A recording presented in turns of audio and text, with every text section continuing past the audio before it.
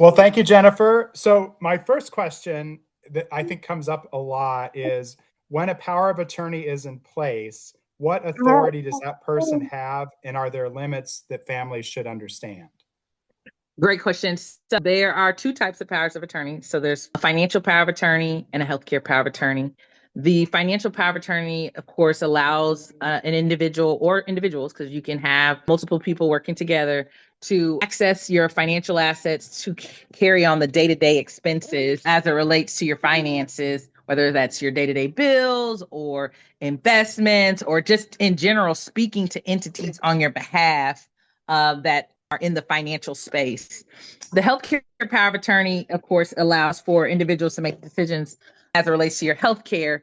Now, in that position, doctors typically like to see one person as opposed to two. So they don't like to come out to committee decisions where people can't agree. So they want to Okay. be seed without interruption. And then you have succession in both of the documents. So if the people can't serve, you have backups that would be able to step in place and take over. Now, powers of attorney, however, are only valid while a person is living. And so after a death, they have no more legal authority, but they are critical for if there's a disability that should arise, that you nominate someone so that you don't have to go to court for guardianship and have the judge overseeing that process. And then you don't have to report to the court every 2 years about the use of the funds, like what they call an accounting and reporting of the health. So it's better to get the powers of attorney. So I run into a lot of times this families will think, well, I'm mom's POA or I'm dad's POA, so they have to do what I say. They love that. No, so the law assumes that a person always has capacity to revoke a power of attorney until a judge has deemed them incompetent or have lost capacity. And so even though someone signs a POA, they can revoke it at any time. Even if you think that they have dementia or there's some diagnosis, they still can revoke it until you get that court judgment that says they can't.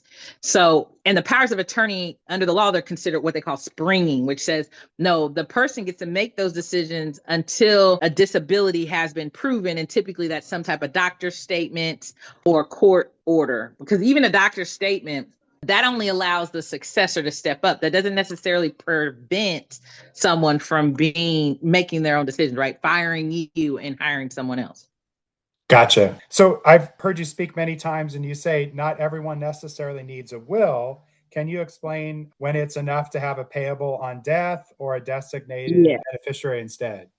So a lot of times when people are not concerned about how the beneficiary is going to use the money, they just want to get it to them to avoid probate, and they don't care what they spend the money on or how they use it, then putting beneficiaries directly on those accounts will accomplish that goal of avoiding probate, minimizing attorney's fees, et cetera. And so in those cases, that's typically where attorneys say, well, if you're not interested in controlling the terms on how the inheritance is used and accessed, then you can simply do payable on death and transfer on death designations to avoid use of the will or the court process. What are just a couple examples of common mistakes you see seniors make when it comes to their state or transition for long-term care? So the mistake that I see oftentimes is people love to say, I'm just going to give all my assets to my spouse or my children. So the one of the common mistakes and stuff that I see people do is they'll just try to give their assets to their children. And when you do that, results in, if they decide to apply for Medicaid, that's going to result in a penalty or some delayed approval in the Medicaid process. A lot of times people also say, I'm just going to put my assets in trust, right?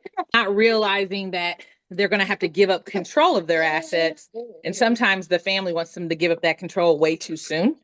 And so there's a lack of understanding about a Medicaid asset protection trust, as well as the implications of placing assets in it prematurely, especially with the house, right? You'll lose your homestead exemption and your property taxes will go up. And so those are some of the misconceptions I see, is when to implement the strategy and prematurely implementing strategies that, I guess, remove the independence of the client. Because ideally you'd want to do it with the 5-year look back prior, but not too Correct. soon if things change too. Right. Okay.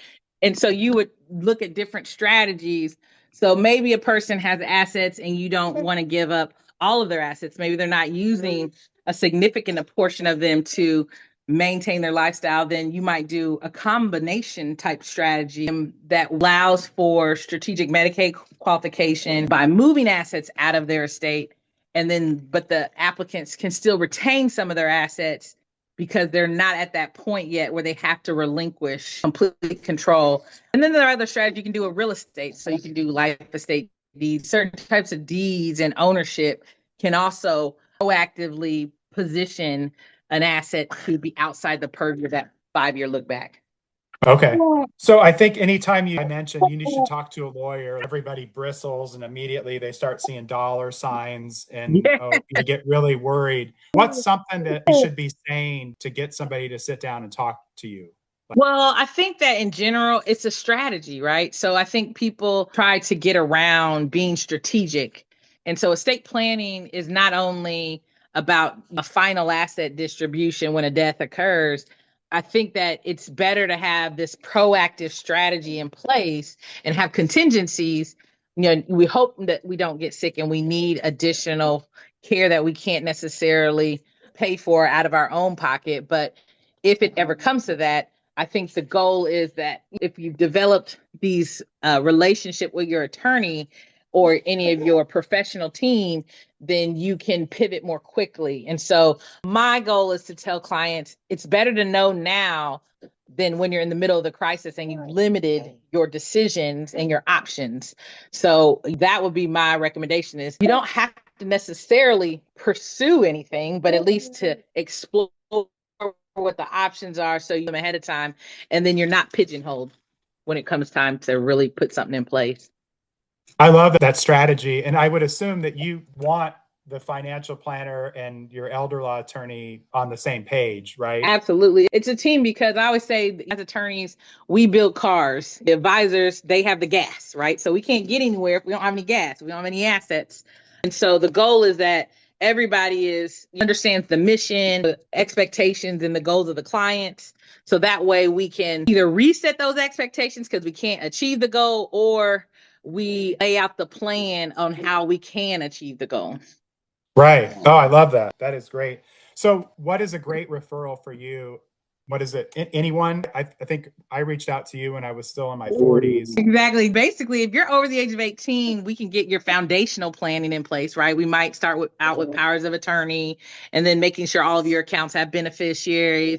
And then as you mature in your work life and in your family life, then we just start layering on different elements based on how your estate is growing, how your family is growing, and go from there. So you can come to us anytime. I guess a good referral is someone who's like a planner or someone who recognizes their inability to follow through, and then they can hire someone like us to help them execute and get that follow through achieved.